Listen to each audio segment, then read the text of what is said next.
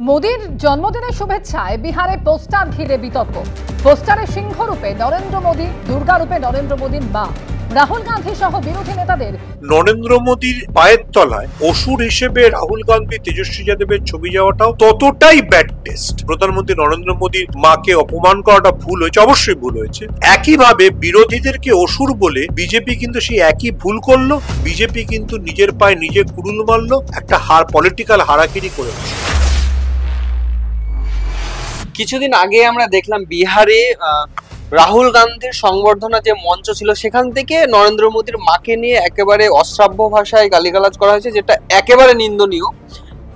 কিন্তু আরো একবার বিহার ভোটে আমরা দেখতে পাচ্ছি একটা পোস্টার, সেখানে দুর্গা মাতা হচ্ছেন নরেন্দ্র মোদীর মা এবং সিংহ হচ্ছে নরেন্দ্র মোদী নিজে, এবং অসুরের জায়গাতে রাখা হয়েছে রাহুল গান্ধীকে। কি বলবেন, তাহলে কি একই কয়েনের ওপিট এপিট হয়ে গেল না?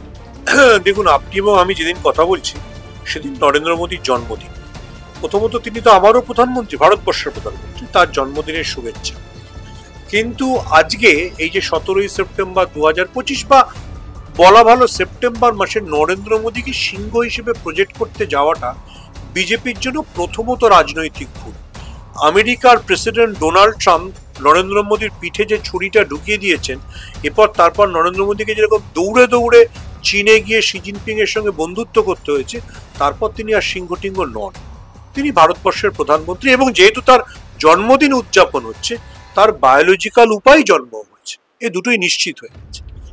আপনি যেটা বললেন সেটা সত্যি, যে প্রধানমন্ত্রী নরেন্দ্র মোদীর মাকে ব্যক্তিগত আক্রমণ করাটা, কুৎসিত ভাষায় কথা বলাটা যতটা খারাপ ছিল, আজ নরেন্দ্র মোদীর পায়ের তলায় অসুর হিসেবে রাহুল গান্ধী, তেজস্বী যাদবের ছবি যাওয়াটাও ততটাই ব্যাড টেস্ট।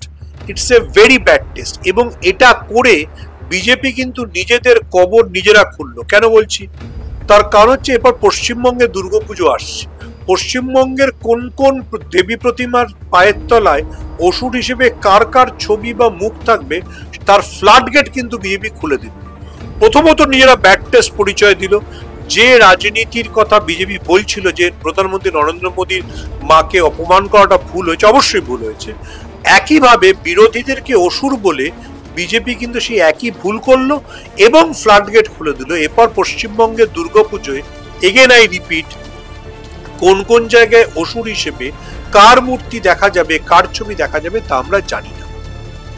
আমরা দেখেছিলাম যখন প্রধানমন্ত্রীর মাকে গালিগালাজ করা হয়, যেই ব্যক্তি গালিগালাজ করেছে সেটা কিন্তু আরজেডি বা কংগ্রেসের কেউ নয়, এবং বাইরে থেকে আসা একজন উটকো লোক, পরবর্তীকালে বিজেপির সঙ্গেও নাম জড়িয়েছে তার।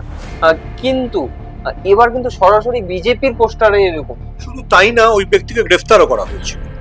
আমি বিশ্বাস করি, আমার রাজনৈতিক দর্শনের জায়গা থেকে, আমার যতটুকু রাজনীতির ছাত্র হিসেবে পাঠ, এই ধরনের ব্যক্তিগত আক্রমণ কাম্য নয়।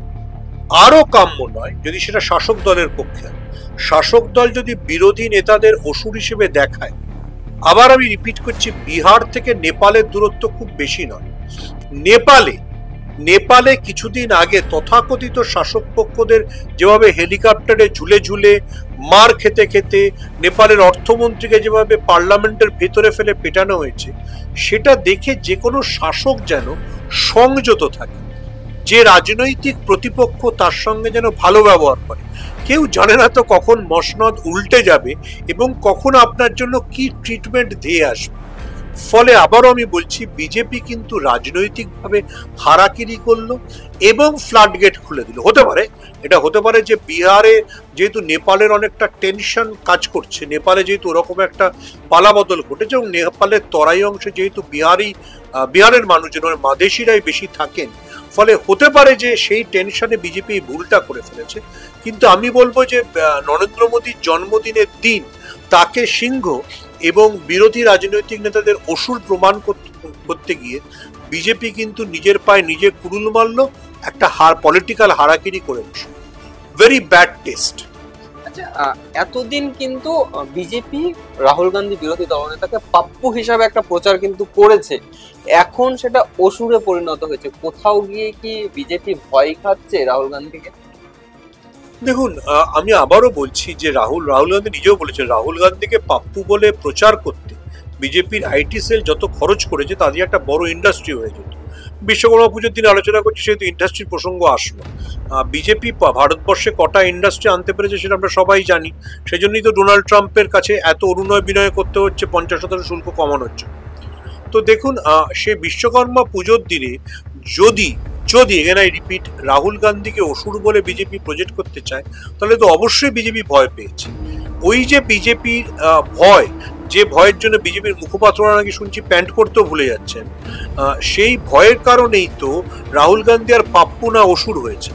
দেখুন, যে বিজেপির মুখপাত্ররা তখন প্যান্ট পরে বলতেন যে রাহুল গান্ধী পাপ্পু, তারা এখন প্যান্ট ছাড়া এসে টেলিভিশনের সামনে, ক্যামেরার সামনে কি বলছেন তা তো বোঝা যাচ্ছে না। কারণ আবারও নেপালের উদাহরণ দিচ্ছি, নেপালে যে স্লোগানটা শোনা গেছে অলি চোর গদি চোর, সেটা কিন্তু আসলে নরেন্দ্র মোদীর বিরুদ্ধে বিহারে রাহুল গান্ধীর দেওয়া স্লোগান ভোট চোর গদি চোর। ফলে ভোট চোর গদি চোর যেহেতু কয়েকশো কিলোমিটার বদলে কয়েকশো কিলোমিটার পার হয়ে নেপালে গিয়ে অলি চোর গদি চোর হয়ে গেছে, হয়তো বিজেপির আতঙ্ক তারা করছে এই যে অমিত শাহ একসময় বলতেন কংগ্রেস মুক্ত ভারত, সেটা যে আসলে সম্ভব না। কংগ্রেস যে নতুন উদ্যমে ফিরে এসছে, শুধু ফিরে আসেনি, মানে চেস করছে বিজেপিকে, সেটা হয়তো টেনশনের কারণ। সেই টেনশনের কারণেই হয়তো বিজেপি এই ভুলগুলো করছে। তাহলে কি কোথাও গিয়ে বিজেপির ডায়েরিতে রাহুল গান্ধী আনডাউটেডলি শুধু প্রমোশন পাননি, এতটাই প্রমোশন পেয়েছেন, এখন অন্য দেশ থেকে আসা, আমি গতকালই দেখছিলাম হিন্দু নেতারা, মানে মরিশাসের হিন্দু নেতারাও, মানে মরিশাসের হিন্দু রাষ্ট্রপ্রধান এসে রাহুল গান্ধী সোনিয়া গান্ধীর সঙ্গে দেখা করছেন। দেখুন, আবারও আমি বলছি, যেটা সুপ্রিম কোর্টের প্রধান বিচারপতি বি আর গাভাইও বলেছেন, যে নেপাল বাংলাদেশ থেকে আপনারা শিখছেন না, সবার শিখে যাওয়া উচিত।